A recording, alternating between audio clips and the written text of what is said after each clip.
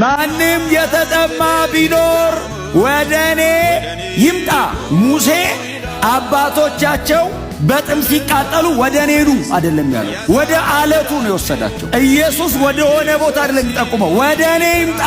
ኑ በእኔ የሚያምን መጽሐፍ እንዳለ የሕይወት ውሃ ምንጭ ከውስጡ ይፈልቃል። ተመላላሽ ቋሚ ነገር ሁሌ እየሄደ አይቀዳም።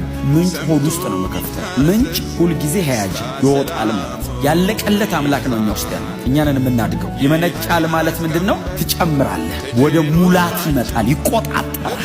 በክርስቶስ ኢየሱስ ያመናችሁ ይህንን ኤክስፔሪየንስ እያረጋችሁ ካልሆነ ዛሬ ጀምሮ ይህን ኤክስፔሪየንስ ማድረግ አለባችሁ። ሕይወታችን መድረቅ የለበትም። በጌታ ሆነን ካመንን ሕይወታችን ከድርቀት ነፃ መሆን አለበት። ከጥም ወደ እርካታ መቀየር አለበት። ምክንያቱም በእኔ የሚያምን ያለው ኢየሱስ። ይህንን ለመቀበልና በዚህ ለመሞላት ምንድን ነው ኳሊፊኬሽኑ? በእኔ ማመን፣ በጌታ ማመን ብቻ በዚህ ሕይወት ለመኖር የመጀመሪያም የመጨረሻ መመዘኛ። ክብር ለኢየሱስ ይሁን። ስለዚህ ሕይወቴ ላይ በጣም ድርቀት አለ፣ አስቸግሮኛል የምትሉ ሰዎች መድኃኒቱ ይሄንን ምንጭ እዚህ ውስጥ እንዲከፍተው መፍቀድ። ይሄ ምንጭ ከተከፈተ አንተ አትጠቁመውም፣ አንተ አትመራውም፣ ይወርሳል፣ ይይዝሃል፣ ይቆጣጠራል።